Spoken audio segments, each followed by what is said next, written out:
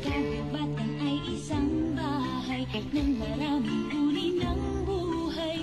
Ang mga punong kahoy ay kanlungan. Sa ating mga kagubatan may mga uod na gumagapang. Ang mga kulisap na makukulay.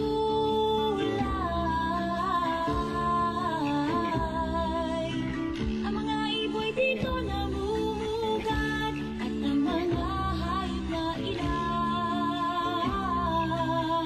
Lahat sila'y nagtutulungan, lahat sila'y nagbibigayan. Bawat isa'y may ginagampanan sa pag-ikot yaring buhay. Sa ating mga kagubatan.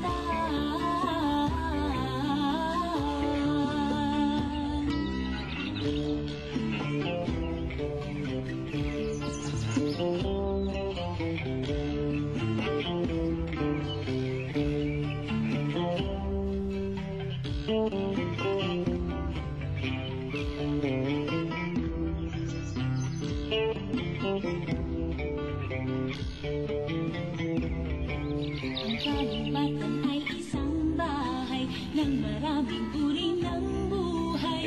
Ang mga punong kahoy ay kanlungan.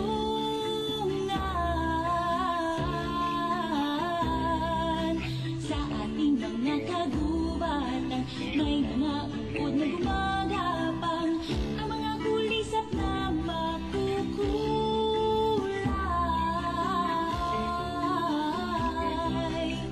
Ang mga iboy dito namumugat at ang mga hayop na ilang.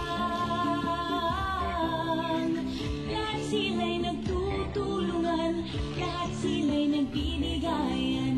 Bawat isa'y may ginagampanan sa pag-ikot yaring buhay. Sa ating mga kagubatan.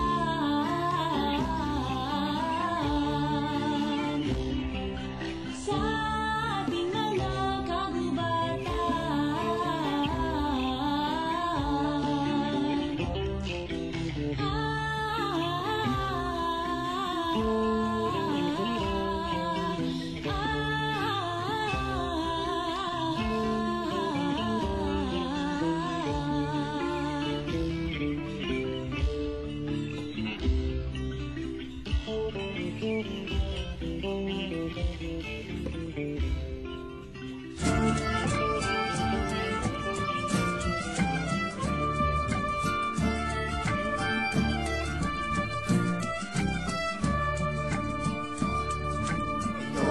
Ang panahon ating hinihintay, tayong lahat ay magkaisa. Sa ating tungkulin, sa dugo at diwa natin, ating bansa tulungan natin. Ating bansa ibangon natin.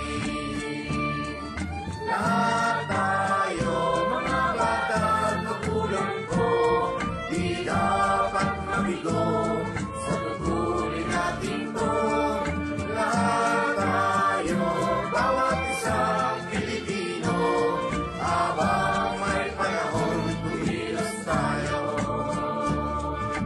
La la la la, la la la la, la la la la, la la la la, la la la la, la la la la.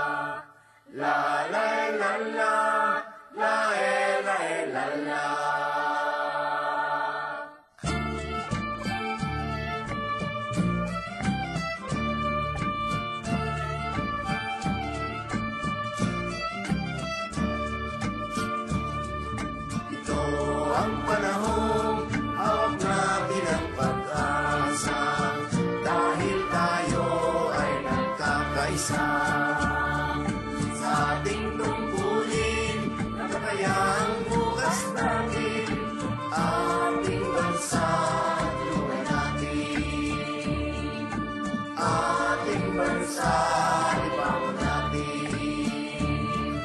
Lahat tayo, mga bata at magulang ko, di dapat marigo sa tungkulin natin to. Pag-isipan ko ito, na yung kombinasyon ho nung tren ng karnabal, di ba, may tren ng karnabal, lakihan nyo ho ng konti yan, di pwede na hong sumakay ng tao, ilang tao, bata lang sumasakay yan eh. Tapos papadaan natin sa relays.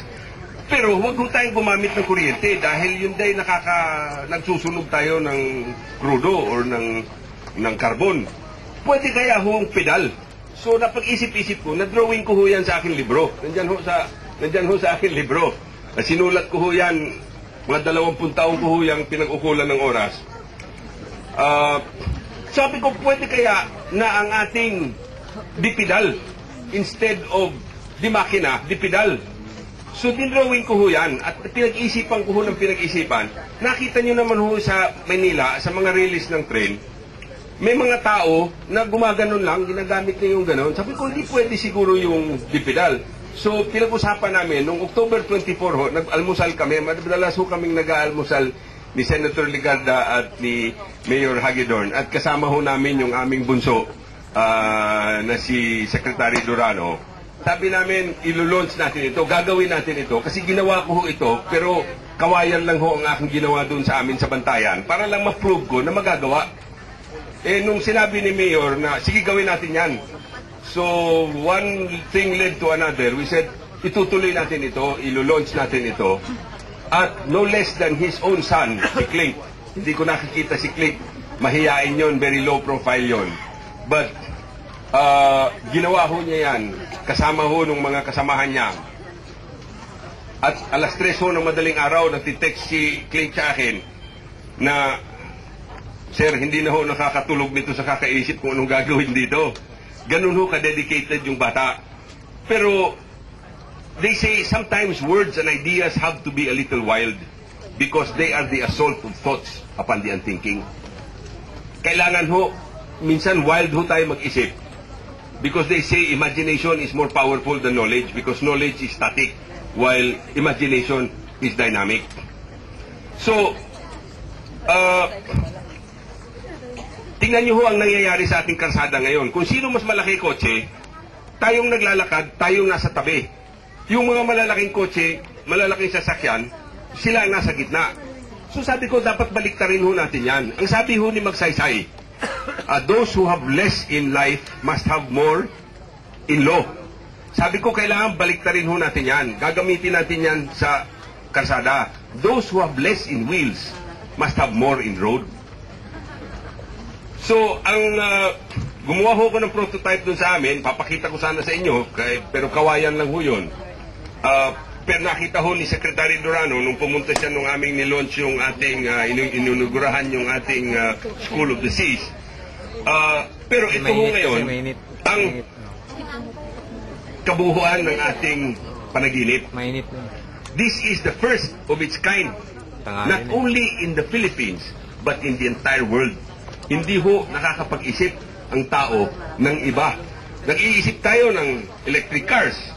Kuryente pa rin ang gamit nun. Power Cell Prototype, a man-powered mini train. Saksakan po natin.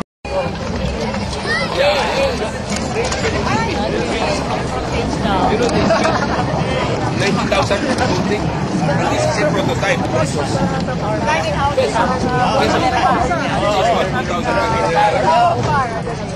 Wala. Tidak lang.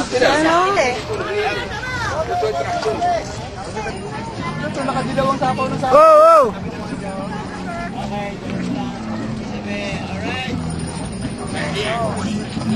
Ayaw i-video.